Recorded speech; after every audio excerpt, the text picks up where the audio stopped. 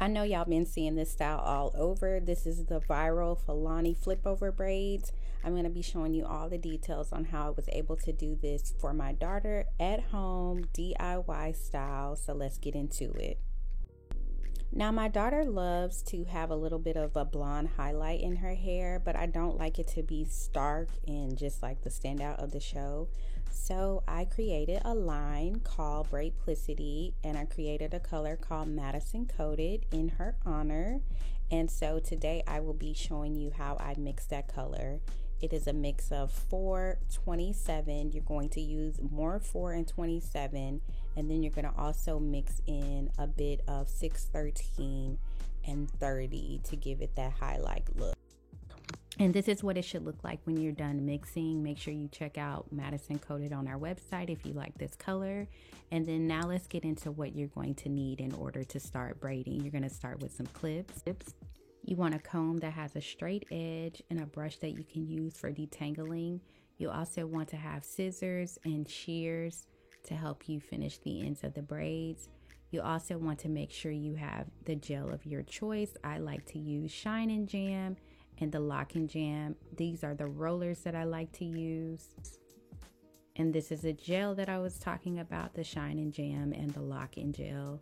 These are the finishing touches, mousse, oil sheen, and braiding spray. So then let's get over to the setup of the hair. Now I have this pink rack that I got from Amazon. It has 280 pegs. It is definitely an upgrade from that one that sits on the table. I do go back and forth about separating the braid hair. Sometimes I do feel like it just allows me to flow a little bit better than doing the method where I pull off a hair piece by piece. But for sure, I always make sure to separate the human hair, the curly pieces, because I don't see a way around that. And if you struggle with that curly human hair pieces being all over the place, try using a little bit of gel on the tip of your finger and putting it on the straight end of the boho curly piece just to keep it separated so it's not making a mess. And so then I'm going to go in and separate the hair. Y'all see this beautiful hair, how it's flowing. Again, you can get this from my website. I'll be sure to link that below, this exact color that we're using in the video.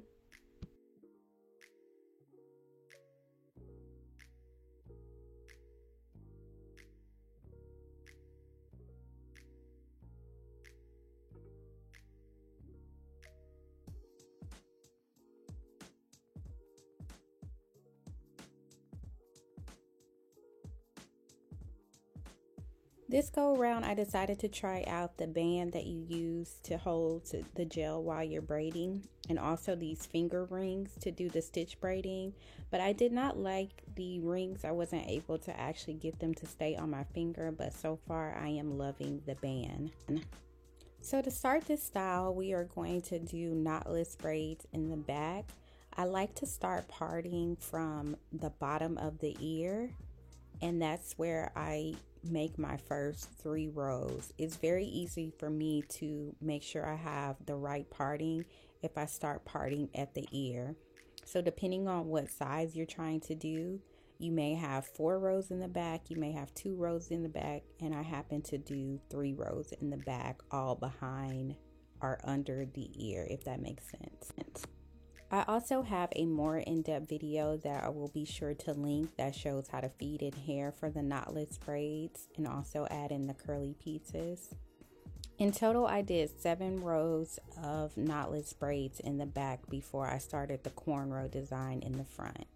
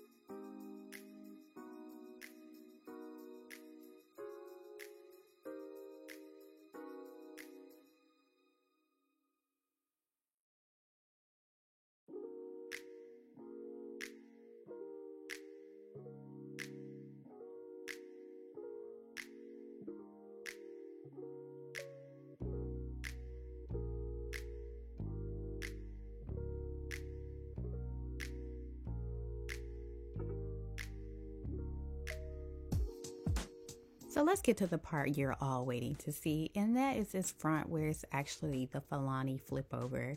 So the best way I thought to start this was to braid out the middle part. So you're braiding a triangle in the middle, and you want this to be even so that the right side of the braids and the left side of the braids match. So the first row will be 3 triangle parts and 3 individual braids.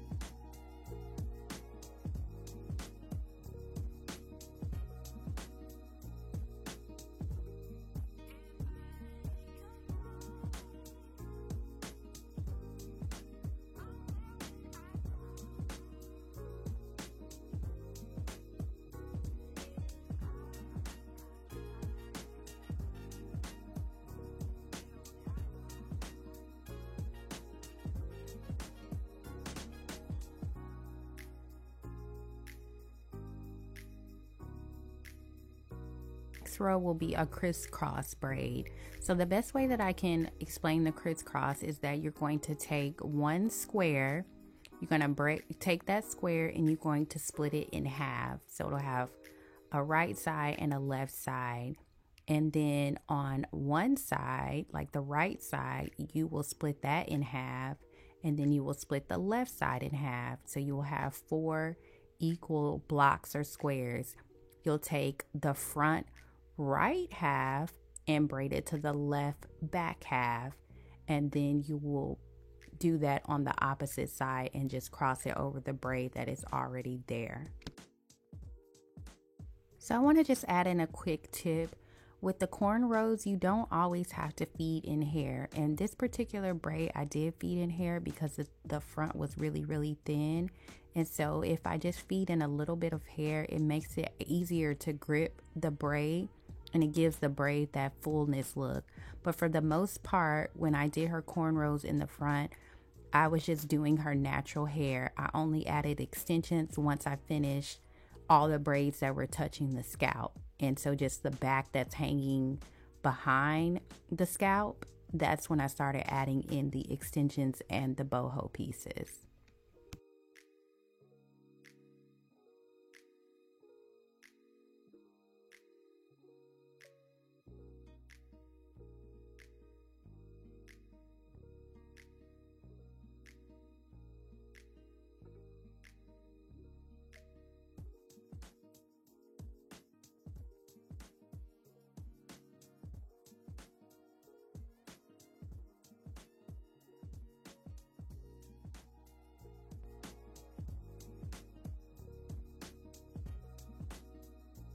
And so this is the first crossover braid. You can see how it's meeting together, and then I'm going to go in and cross this braid over the existing braid.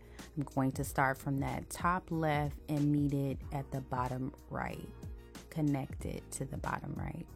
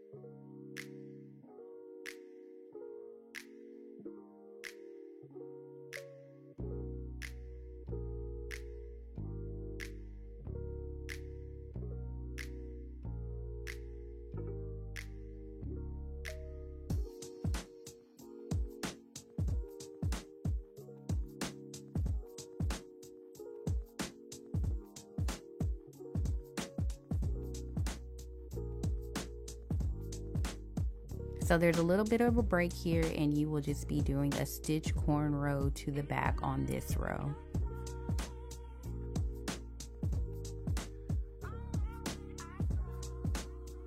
So again, on this row, I did add 2 very small pieces in the front just to give me that thickness to be able to braid and have something to grip onto, and then the front doesn't have to have that thin appearance. And also, when you're starting cornrows, what really helped me is to know that you need to braid about 3 times before you start pulling any hair from the scalp, so that the front of the braid looks complete before you start pulling hair behind it to do the cornrow motion.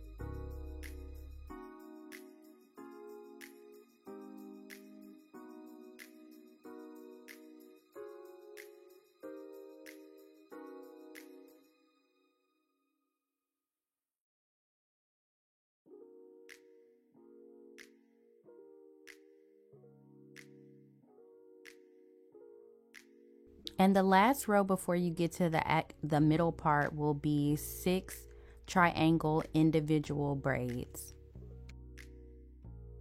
I like to part out the triangles just to make sure it's even between each braid, and then I have the same amount of hair just about in each braid.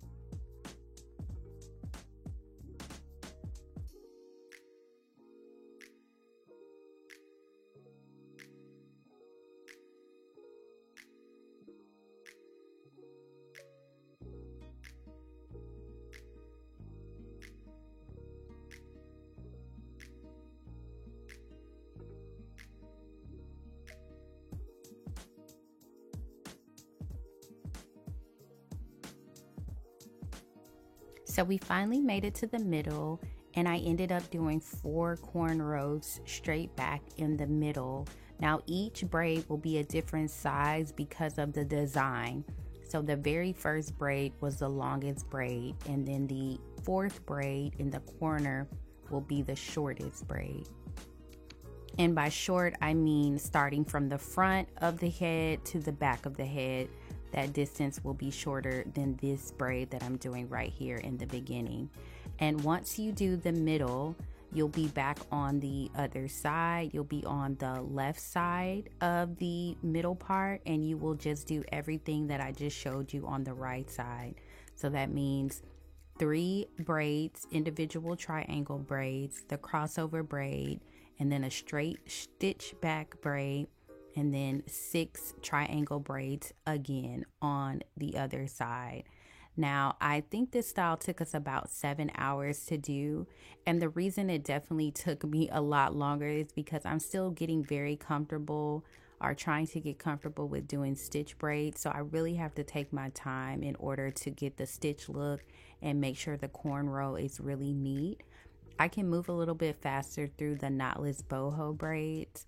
So I think in total it took us about 7 hours. So make sure if you have any questions about the parting, any tips or things that you think it will be easier for you to get this style down, definitely let me know in the comments. I am here to help you because the prices in the braid shop are just getting a little outrageous. If you're anything like me, you have 2 daughters and you can't always afford to pay $300 per head, including yourself, to get your hair done. But you also want to make sure that you and your daughters look presentable and a style that you can maintain through going to school every day and just a very busy schedule.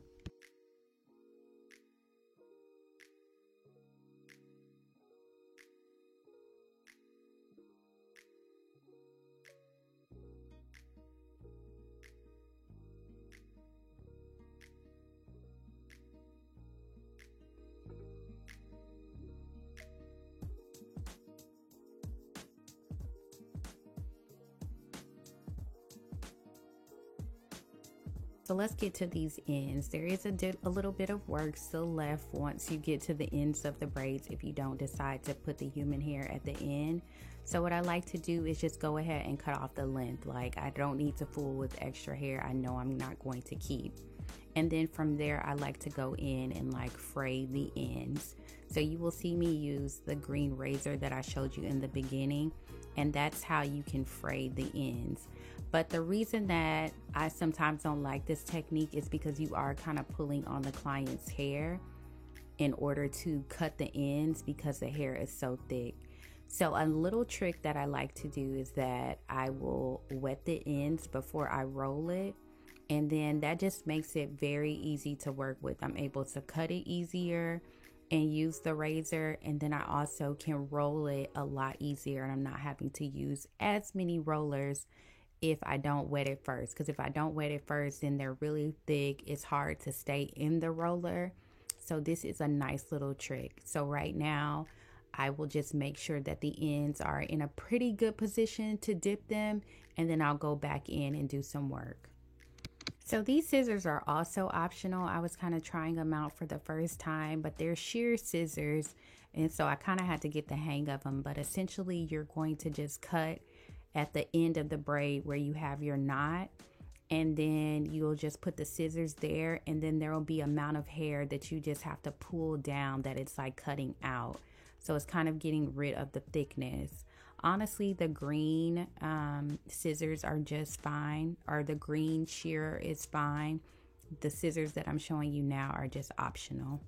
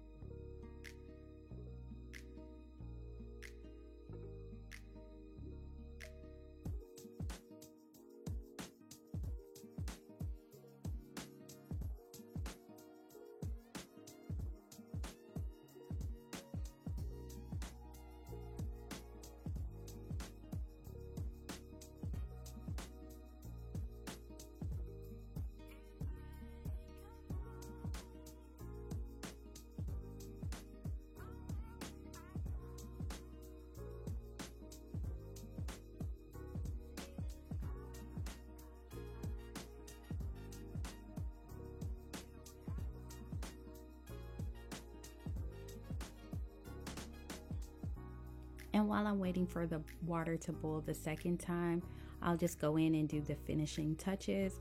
I'm going to put some mousse to the top of the hair, and then I'm going to put on the stocking cap just to lay it down and make sure there's no flyaways. And that way it'll just be sitting while I dip the curls in the water.